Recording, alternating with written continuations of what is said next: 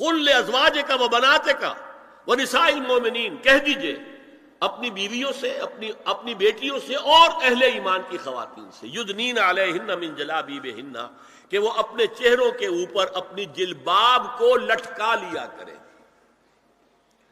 چہرہ چھپ جائے۔ اب اس کی تفسیر میں چاہتا ہوں کہ آپ کو جو مختلف مفسرین نے کی ہے وہ آپ کے سامنے میں رکھوں۔ حضرت عبداللہ ابن عباس نے اس آیت کی جو وضاحت فرمائی ہے اسے حافظ ابن کثیر نے اپنی تفسیر میں اس طرح نقل کیا ہے، اللہ نے مسلمان عورتوں کو حکم دیا ہے کہ جب وہ کسی کام کے لیے گھروں سے نکلیں تو اپنی چادروں کے پلو اوپر سے ڈال کر اپنا منہ چھپا لیں اور صرف ایک آنکھ کھلی رکھیں، دونوں آنکھیں بھی غلط ہیں۔ ہمارے ہاں برقع کیوں بنا تھا؟ دیکھیے چادر میں عورت لپٹی ہوگی، اس کا ہاتھ جو ہے اس چادر کو سنبھالنے میں آکوپائی ہو جائے گا۔ کسی بچے کو ڈاکٹر کے ہاں لے کے جانا ہے، ایک گود میں بچے کو لینا ہے، ایک گود کے اندر جو ہے ایک ہاتھ میں کوئی بوتل لینی ہے دوا کے لیے، تو کیسے کرے گی؟ برقع ضرورت کی ایجاد ہے جو ہوا ہے، اور اس کے آگے آپ کو معلوم ہے پچھلے برقعوں میں جالیاں لگی ہوتی تھی کہ نگاہوں سے بھی براہ راست سامنا نہ ہو، اس اعتبار سے وہ جالی ہوتی تھی۔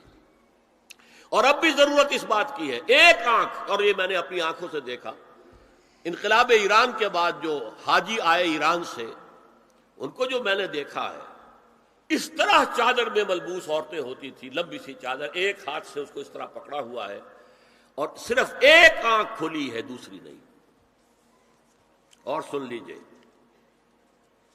ابن جریر اور ابن منذر کی روایت ہے کہ محمد بن سیرین، یہ ایک تابعی ہیں، نے حضرت عبیدہ السلمانی، یہ صحابی ہیں، سے اس آیت کا مطلب پوچھا۔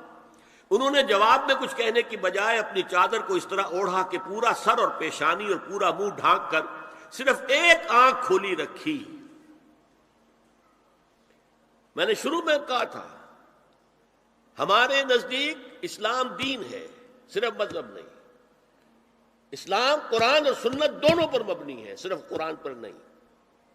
اور قرآن میں تعویل خاص کے بعد تعویل عام ہے، الاعتبار لعموم لفظ لا لخصوص سبب۔ اور سنیے، ابو بکر بن عبداللہ ابن عربی نے یدنین علیہن من جلابیبہن کا مفہوم ان الفاظ میں بیان کیا ہے، تغطی بہ وجہہا حتی لا یظہر منہا الا عینہا الیسری، یہ عورت اپنی چادر کو پورے وجود پر ڈھانپ لے اور اس طرح چہرے کو بھی ڈھانپے کہ صرف بائیں آنکھ کھلی رہے۔